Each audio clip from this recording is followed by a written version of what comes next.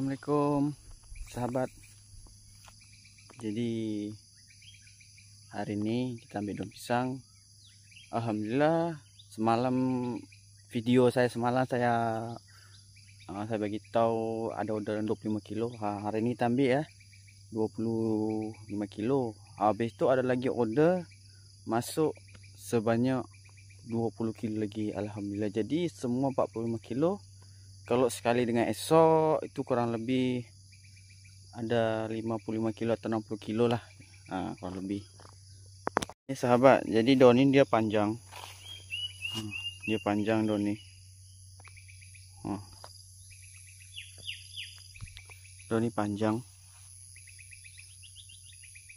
Nah, jadi ini kita dah siap dah tekad. Nanti sampai rumah kita basuh lagi lah, kita basuh. Sebab kalau tak letak di sini letak macam mana kan gitu sih. Jadi lagi ini kita potong-potong habis, kita ikat. Kita buat ikat macam ini ya. Kita ikat macam ni, lepas tu nanti kita ambil rumah, kita penimbang, lepas tu kita basuh. Nah, hari ini kita ambil bawa 2 guning.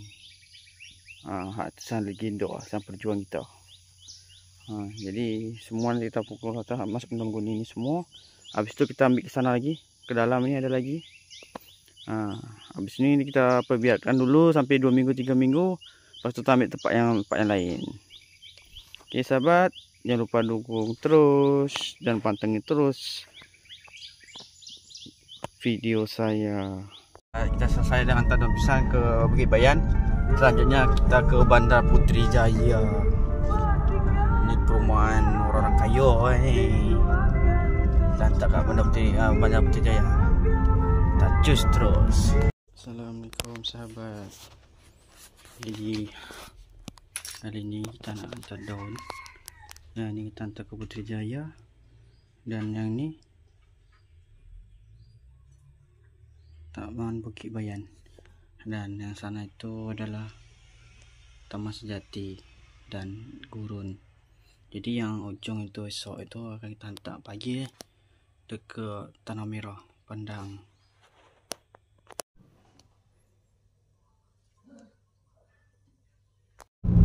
Ya sahabat, jadi hari ini kita on the way. Kita nak hantar daun pisang. Jadi yang nak daun pisang ni sekarang roger kita no. Kita jual harga berbaloi lah, tak mahal pun. Daun pisang kita memang tak jauh beda dengan daun pisang kat market no. Harga pun berbaloi dah, 1 kilo RM3 je. Yang nak daun pisang ni boleh roger kita no. Jadi hari ni kita nak hantar ke dekat Gurun, Sungai Petani, Bukit Bayan. Esok kita nak hantar dekat Langgar. Jadi hari ni kita hantar daun pisang tu di Sungai Petani, Bukit Bayan dengan Gurun. Dan esok pagi kita pagi-pagi buta itu kita hantar daun dekat Langgar lah, dalam kawasan Kedah jugalah. Dia baru first time ambil daun dengan kita. Jadi kita ambil bagi yang terbaik lah kan gitu sih. Ya insyaAllah usaha daun pisang ini bisa bermanfaat untuk orang di sekeliling. InsyaAllah apabila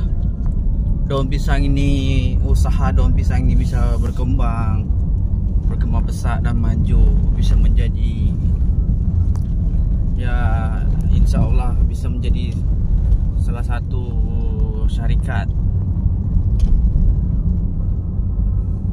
penampung daun pisang ataupun pembekal daun pisang. InsyaAllah kita akan mau ambil daun-daun yang ada di kampung. Okey sahabat, jangan lupa support terus channel kita dan patangin terus video kita selanjutnya. Okey sahabat, tu daun yang kita akan hantar.